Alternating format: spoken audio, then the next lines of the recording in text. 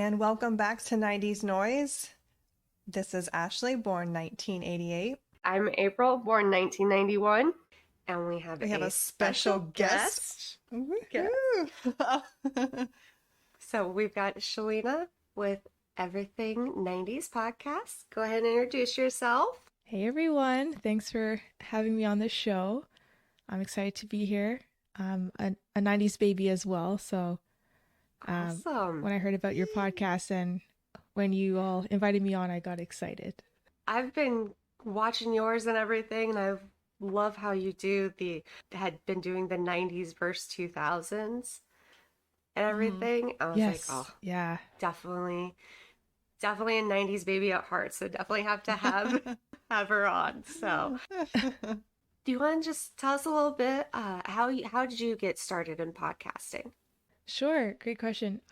So I started Everything 90's podcast in 2020 at the end, but I've been podcasting since 2018. Yeah, 2018. I had a side business, a baking business called The Sweet Tooth Vegan, and I had a podcast that went with it. If you go back and listen to those, the audio is not the greatest, but that was like my first start in podcasting. And what's ironic is I'm an introvert, and me having a podcast, if someone were to say that, Shaleena, in a couple of years, you're going to be a podcaster, I'd be like, you're joking. Like, I never saw myself to be a podcaster, but since then, I've been enjoying it. I think the thing I enjoy about it the most is just meeting other podcasters and building friendships through that and connecting with people. So, yeah. That's me. That's awesome. I love it. And so this episode, we are taking it to a 1992 movie called FernGully. Now, had you seen this one before? It looked familiar before watching it for this episode. I think my childhood babysitter, one of her kids, had the movie because the characters looked like the bat looked familiar to me, but I'm not sure. I possibly watched it as a kid, but no memory of it. So I would say this is my first time watching.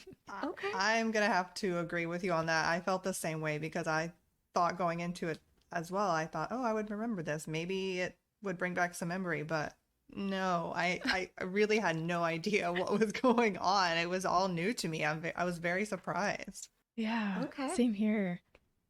Interesting, because I did actually watch this growing up with Girl Scouts. We had done like a midnight at the mall thing, and this was because it's a G movie. It was one that they could show without having any issues. And I remember having it on VHS, like a TV recorded version of it. Oh, And wow. Oh, I remember those, yeah. Yeah, like it was always like we always missed like a minute of it because it was commercials and we didn't want to record the commercials. So it was interesting to take that little trip back down memory lane for me personally. So did you like it? Did either of you guys like it? What were your guys' thoughts since this was kind of both of your first times? I feel like I'm a bit hard on it. I think Go for it. I didn't like the ending. I didn't like the way that they resolved the conflict. I felt like it wasn't strong enough.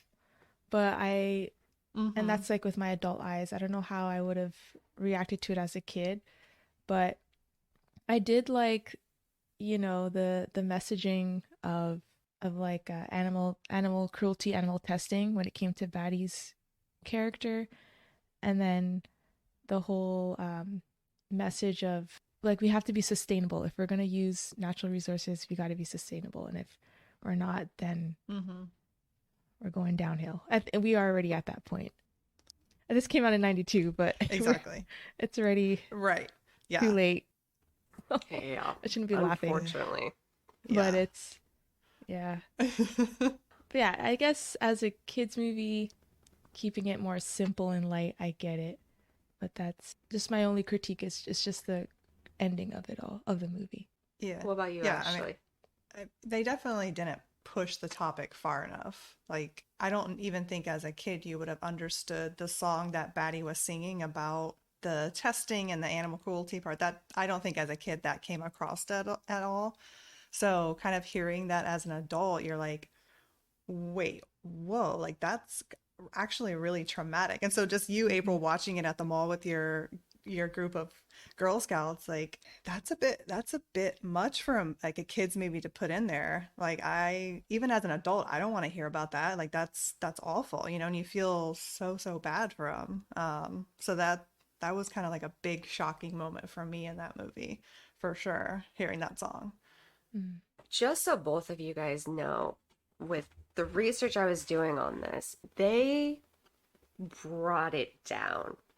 Like what they had originally had for it it was going to be a lot darker. Like Tim Curry had to come in and record most of his stuff because what they had of him was super dark and scary. And the first round of testing that it went through for shows, kids were freaking out. Like they were crying and scared and everything, which I'm not gonna lie, it's still his character, the Hexa or whatever it's called, was still pretty traumatizing as a kid, what they left in.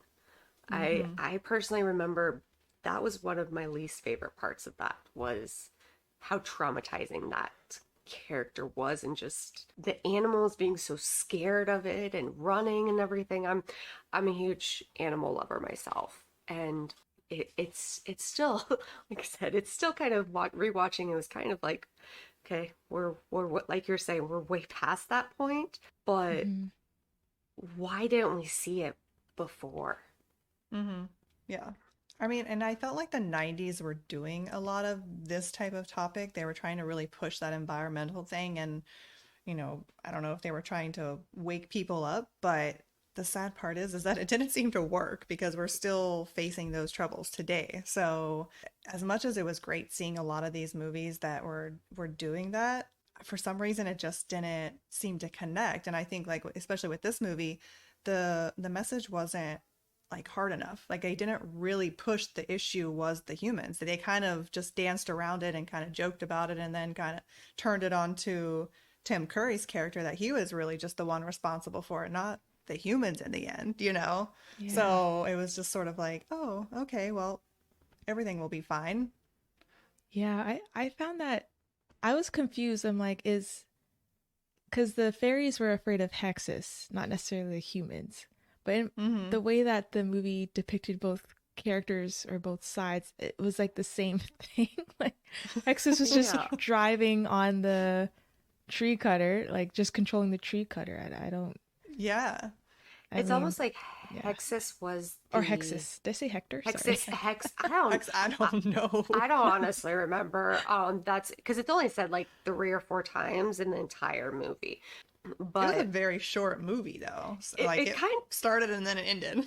Yeah, but I feel like Tim Curry's character was kind of maybe trying to portray greed, like human greed more, and just giving it a figure to and everything, because that seems to be kind of what the pushing force of all of that is 9 out of 10 times is greed. And so I think that was maybe their way of trying to, I can't even think of the word, like put a substance to something that really doesn't have a substance to it. You're right, they really didn't truly touch on that being the two separate things on that. Yeah. Have you read the theories about how people were saying Avatar stole from this movie? Like they copied. Did you look at those people saying that? Yeah, apparently that's like a whole theory that James Cameron took the idea from FernGully. And I guess if you think about it, there are some aspects of it that are very similar. I don't really feel like it's true that he would have pulled from FernGully to do that, but I mean, possibly. You never know. Yeah, I could see it, but then again, like you said, it's like, did he really? Did he really?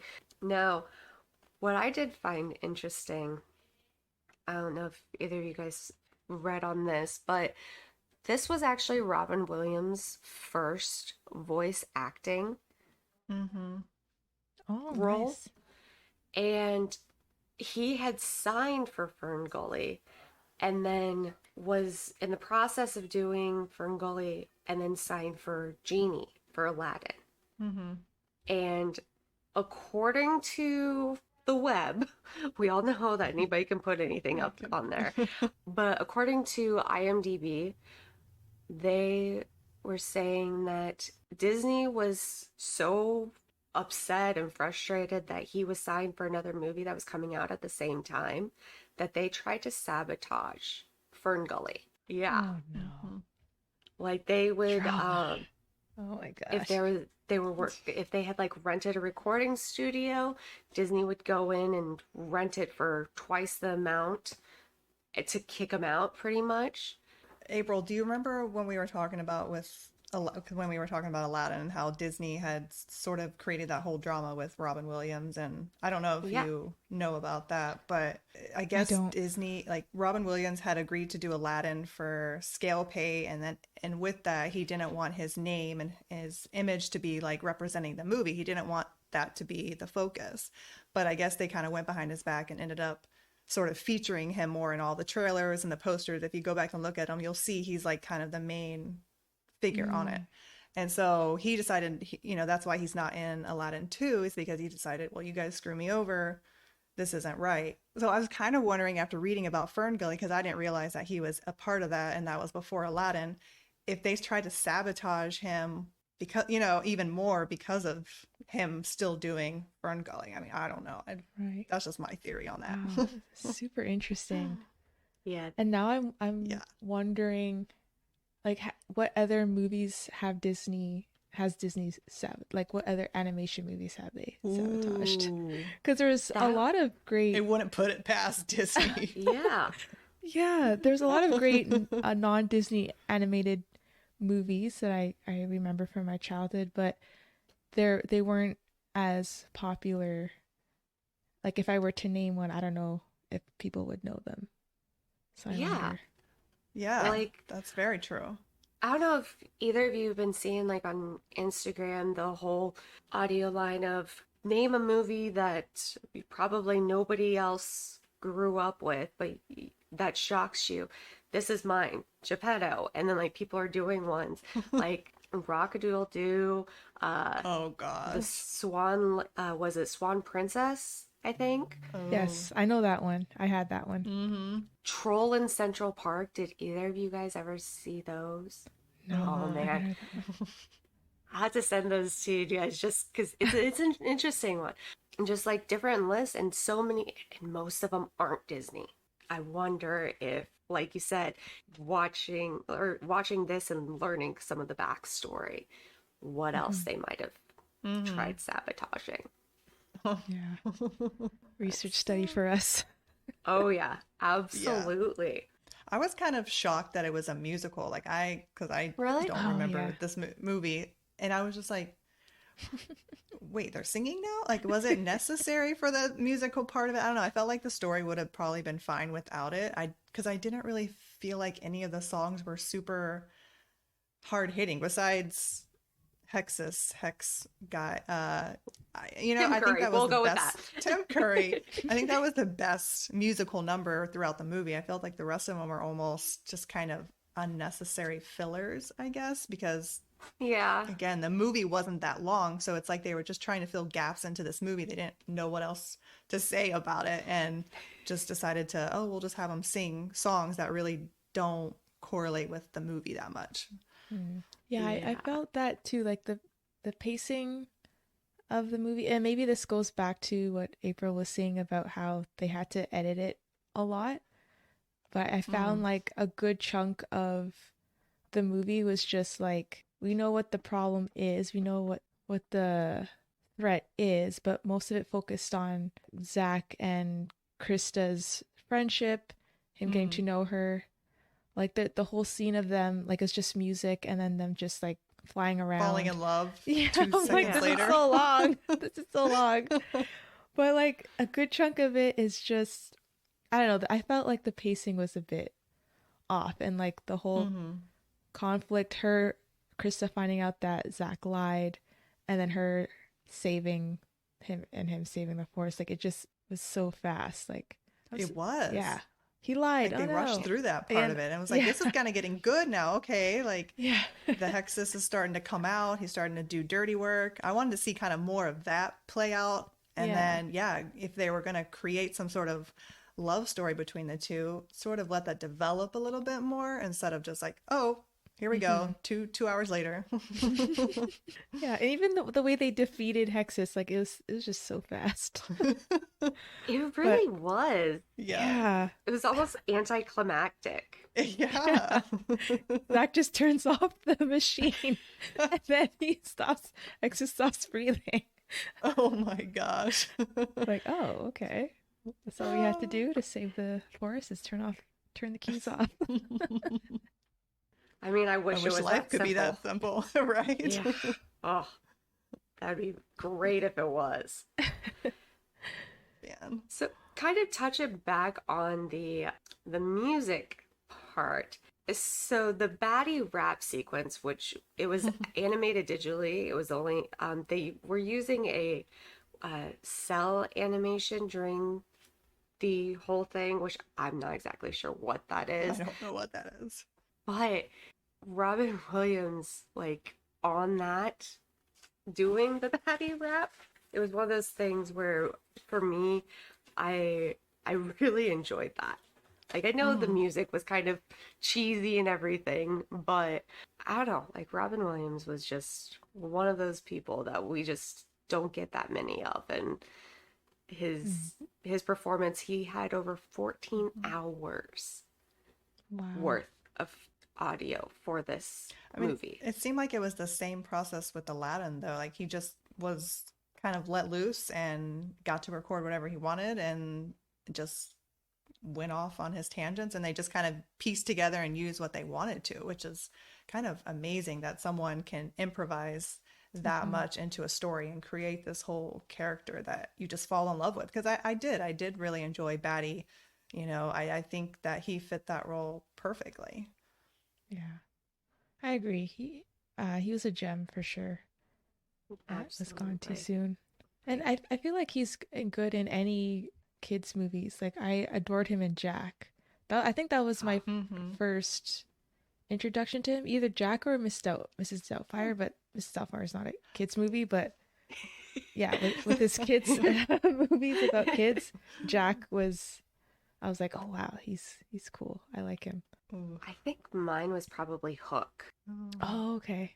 I think was probably mine. And then proceeding with like Aladdin and FernGully and Jack. And that was a fun one too, because he kind of played a kid in a sense, like a big kid for Hook. Yeah, that was a good one. What was your first introduction to Ashley?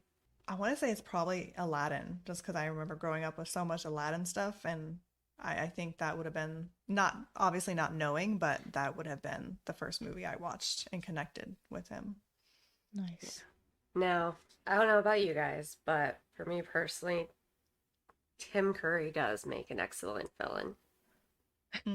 Yes. Yes, he does. And I didn't realize that he plays Nigel on the Wild Thornberrys. I was kind of like thrown off, like I love that show. So putting that together finally, I was like, oh my gosh, this makes so much sense. He was also in the movie Three Musketeers, and he played the villain in that too. Oh, nice. And that was one of my all-time favorites, just hands down. And so anytime he's on screen or his voice, it's just he's got that presence. He does. Yeah. Was he in Annie, or is that a different person? I think he was. Because I'm like looking at his picture again, and I'm like, yeah, I'm kind of picturing him and Miss Annie. Hannigan's brother. Is that the same? I think. Ooh. Or is that a different person? Because I'm picturing his like facial hair. That's what I'm picturing. Yeah. Sorry to go off topic. Oh, no. No. Hey, we go off topic all the time, so that is not a problem. He's just got so much that he's done. Let's see, Annie, what was that? That was the 90s, wasn't it? 80s. Like the original ones. There was a 90s version, but the... Yeah, 1982. Yes, he was. He was Rooster. Oh, okay. Rooster. Yes. Yeah. Played a great Nice. villain in that one. Yes, Yes, absolutely. he did. I don't know if you guys are horror or anything, but he also played the Pennywise in It in Oh, no. the I don't do horror. 1990. I don't do it, that's for sure. But cool fun fact. Yeah, I absolutely love him. Just his wide range of everything that he's done. The reason it took me so long of going onto IMDb trying to scroll down, and he's just got, I mean, it's So many. things after things after things. Did you guys recognize the voice of Pip, Was that the fairy the that boy fairy? liked Crysta? Oh, okay. No, I didn't Oh. recognize the voice. Yeah. Oh, Christian Slater. Christian Slater, Yes. yes. Oh, okay. Yeah. Christian Slater, he's done a handful of things. Yeah, I'm like, the name sounds familiar, but I don't. Oh, he looks I'm trying familiar. to think of the last thing I saw him in, besides FernGully. He's another one that's got so many Yeah, he's been things. doing stuff since the 80s. Yeah. So he was in Robin Hood, Prince of Thieves in 1991. He was one of those like side characters. He wasn't one of the main. I mean, he's been on a lot of different things too. What's this? I just did a quick Google search. The Heathers? Heathers? Yes. 88? Yes. Oh, yeah, that's the movie I remember him from. Yes. Yeah, I like that movie. That was a good one. Interview with the Vampire? Oh. Yeah, they have it. Okay, so that's another thing. I don't know if this is the what Mandela effect or I think it's called, but I swear that when FernGully came out, it was just FernGully. There was no The Last Rainforest, which is technically its full title now, Mm-hmm. which is just like Interview with the Vampire. It's Interview with the Vampire, Vampire Chronicles, because he was the journalist, I think, Christian Slater, Oh, okay. in that one. I don't remember. I've seen clips of the movie, but I haven't watched it in full. Mm-mm. Yeah, so he's like, I can't remember if it's Tom Cruise or Brad Pitt that's the one that's being interviewed, but he's the one Oh, yeah. doing the interviewing. Oh, okay. Yeah, it didn't used to be called Interview with the Vampire Chronicles. It was just Interview with the Vampire. Just So I like, wonder if there's any merch out there that just has it as FernGully then. I don't know. Ooh. I've been trying to find that for the last like week because I feel like I'm going crazy, and because I'm like, I promise it was just FernGully. There was no The Last Rainforest. Dang. Like, Interesting.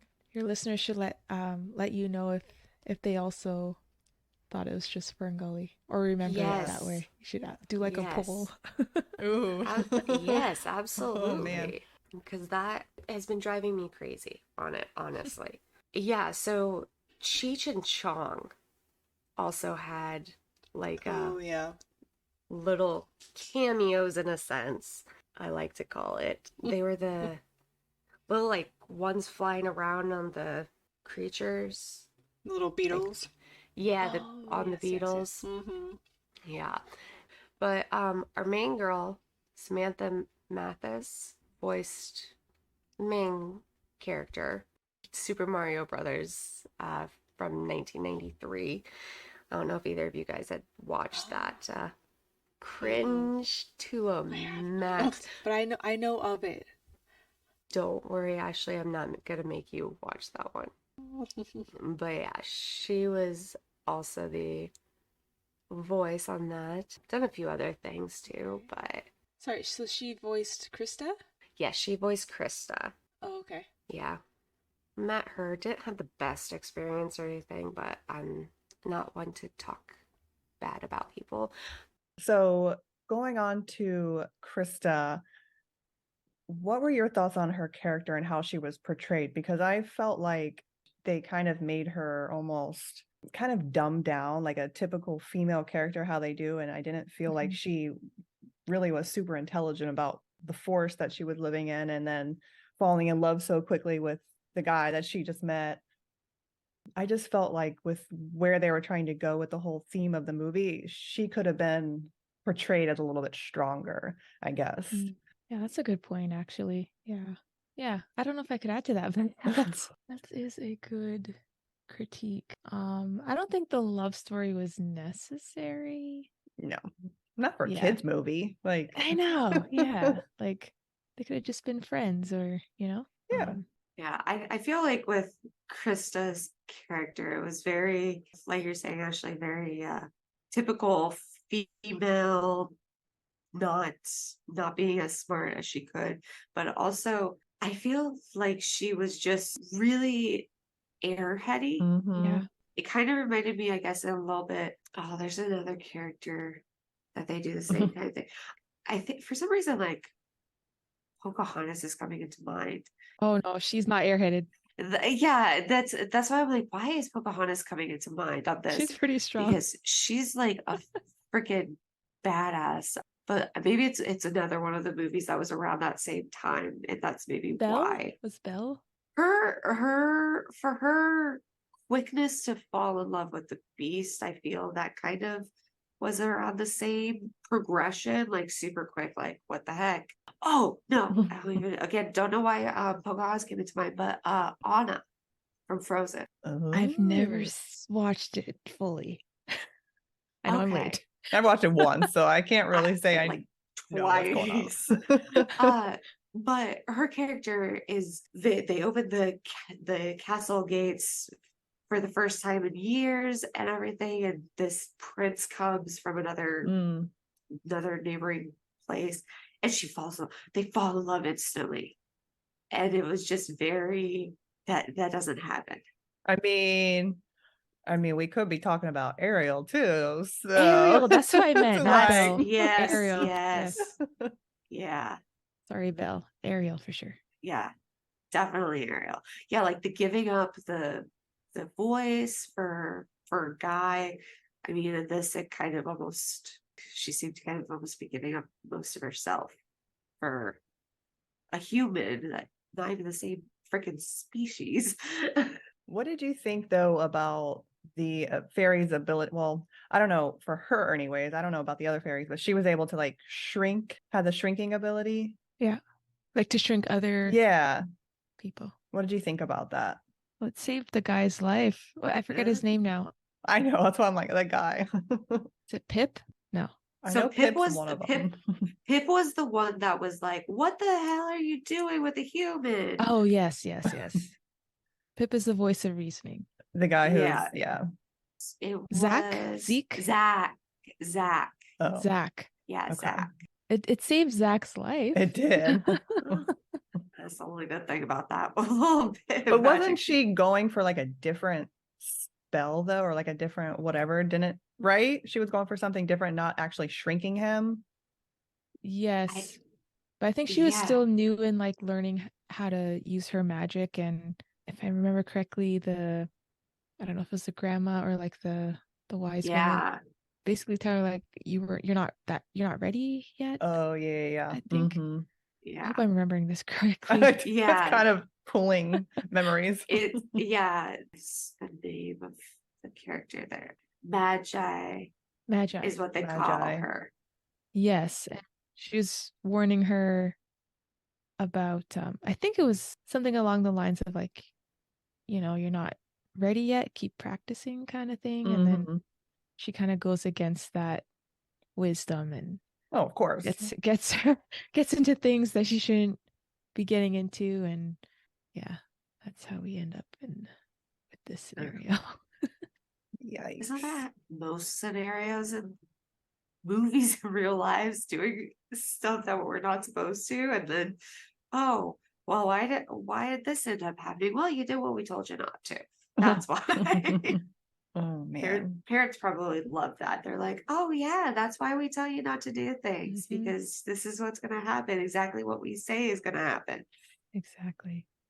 Okay, so who do we like better, Tinkerbell or Crysta? Oh. Like Tinkerbell in the original Peter Pan, or like because there's so many different Peter Pans now. Ooh, Yeah, oh gosh. we'll do the original Peter Pan Okay. because I'll be like the animated Okay. one, because I don't know that I know her in the other any ones. others, with exception of Hook, but that was a live action. So And I do like Julia Roberts. Oh, So yes, in yes. Hook, she was good in Hook. Maybe Tinkerbell. I don't know if I'm biased. She just seems more head on her shoulders. There's a mission, gotta do it, kind of thing. heck I yeah. don't know. Ashley, what about you? Yeah, I was gonna lean more towards Tinkerbell just because I feel like she's a more familiar character to me. I don't know Crysta, and I just didn't get a good vibe from her from this movie. So I think we're gonna have to go unanimous on Tinkerbell on that one. Yeah, Krista is just too airheady and too. She seemed very teenager in her and actions, not a mature teenager either. yeah. Like That just kind of, I think it irked me when I originally saw this movie back in the 90's, and it irked me again now, rewatching it. Was Mhm. like, girl, what the hell are you doing? Like, what? Why? I don't know if you guys know this, but I just want to point out like a little fact because of we have the new Little Mermaid coming out, and we just spoke on Little Mermaid, but the design of the Hexus character is also the same person that was behind Ursula. Oh, Yeah, thought that was really Huh. cool. like the illustrator Uh, or the idea of the character? that's a good question. I don't know if they were Oh, the sorry, same. some No, I don't know connection. if it was like the No. same. Oh, Like okay. the person that designed, I think like the look of it is what I don't know what you Oh, call them. gotcha. Yeah. Yeah. Gotcha. Okay. Huh. Nice. Yeah. Now that you say that, I can kind of see a little bit of similarities, Mhm. especially when like Ursula enlarges herself and everything. Yeah. Definitely can see some similarities there, even though I'm sure they tried not to, just because Disney and doesn't like Oh anybody God, else. that could have been a whole thing. Disney Yeah, bully. Disney was bullying Robin. this movie The Yeah. whole because movie in general, plus Robin. yeah, Yeah. and so I mean that's just something.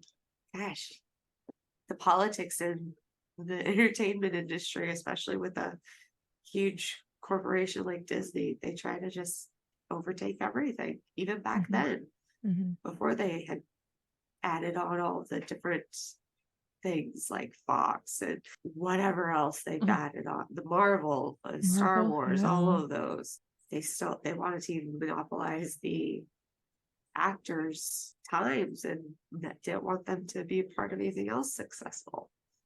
Disney is just losing points in my book every single day, it seems like. But they make their land so fun to go to. Ugh, I know. Oh, if only they didn't have Epcot.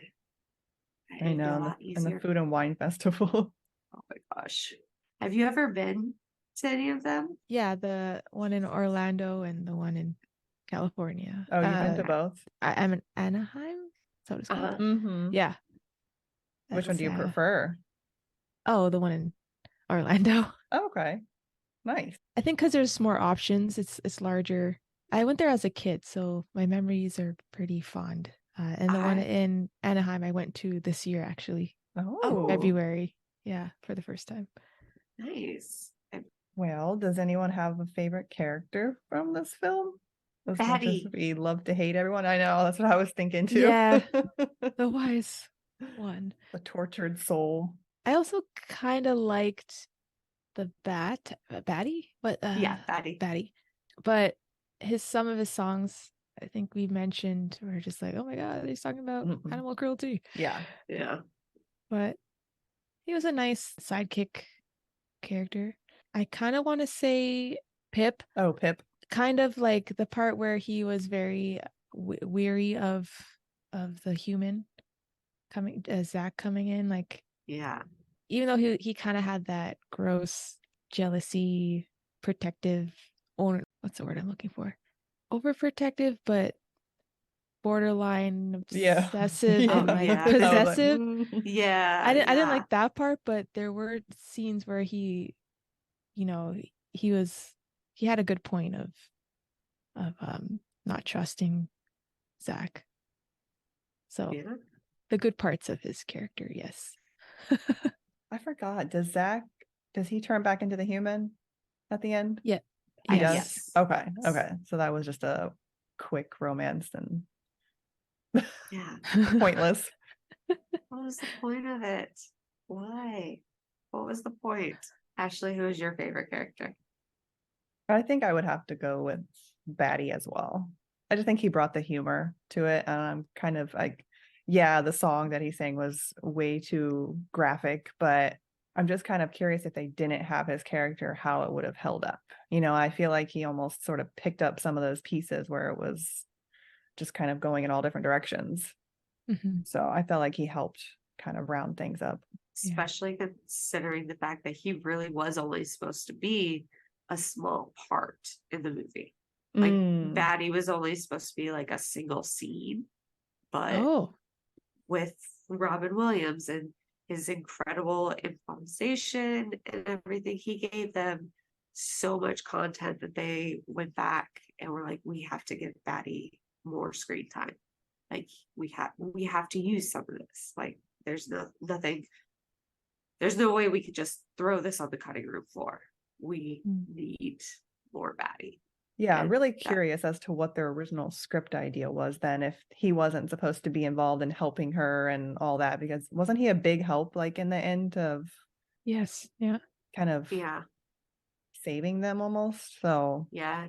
It might have just been like the initial encounter and him say a few lines and then fly off, or he, so I don't know. Like you said, that would be a very interesting to get like with the writer or something and see, hey, what was your original idea for Batty? I think it was for him to come in and try to almost inform the fairies of how evil humans were and still are. So maybe, yeah, they were supposed to just kind of include a little bit, but I think that wouldn't have been as impactful on the whole movie if he hadn't been able to like carry on through it and just come and say a few lines, humans are evil, and then leave. If you know what I mean, it would have just been kind of like, wait, what? Well, Yeah. what's happening? Yeah. Anything else that you all had about the film? I don't think so. I think that's Are we ever watching it again? probably not. Yeah, no. Honestly, it's what, 90 minutes that It we was won't less ever than get that. 90 minutes, Yeah. but yeah. And I think I've watched it too. I've watched it enough times for like 4 lifetimes. And as a kid, it was a little bit more tolerable. But this is definitely not one that I feel necessarily held up very well.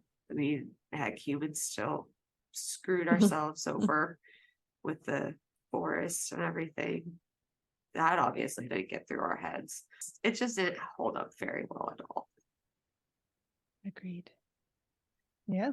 So we're going to kind of wrap up right now and everything. So first, we want to thank you so much for coming and joining us. We've really yes. enjoyed getting to talk to you and have you on. I want to give you a chance to give yourself a good plug and everything. Definitely keep connecting with everybody, and our podcast listeners definitely should be checking you out too. Awesome. Well, thank you, Ashley and April, for allowing me to come on and chat with you both. Very pleasant experience. So any 90s Noise listeners, if you would like to check out my podcast, it's called Everything 90s Podcast. It's available on Spotify, Apple Podcasts, Google Podcasts. I also have a pod page website. So I have like extra stuff on there related to the podcast. It's podpage.com/everything-90s-podcast. Maybe I could send you guys the link and you could just put it in your show Absolutely. notes so it's easier. Absolutely. Yeah. Definitely. We will definitely have that in the show notes. Thank you so much for joining us. We really No problem. appreciate it. Yes, we'll probably be reaching out to you again soon to see if you want to come back on and everything. We'd love to have you back. Oh, for sure. Absolutely. And likewise, both of you are Thank you. welcome to Thank come you. on mine as well. Absolutely. So, Love that. all right. Well, thank you. And be sure to check her out, Everything 90s podcast. And we will see you next time on 90s Noise.